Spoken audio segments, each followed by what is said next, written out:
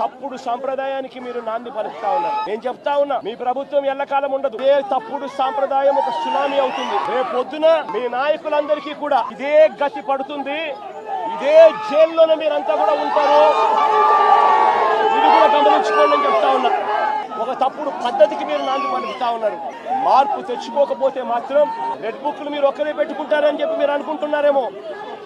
Red book పెట్టుకోవడం అన్నది చాలా సులభమైన పని. మీ విలేకరు కృష్ణకి చెప్పి, కృష్ణ నువ్వు ఒక రెడ్ బుక్ మెయింటైన్ చేయంటే కృష్ణ కూడా మెయింటైన్ చేస్తాడు ఒక రెడ్ బుక్. రవికి చెప్పి, రవి నువ్వు ఒక రెడ్ బుక్ మెయింటైన్ చేయ రవి అని అంటే రవి కూడా మెయింటైన్ చేస్తాడు.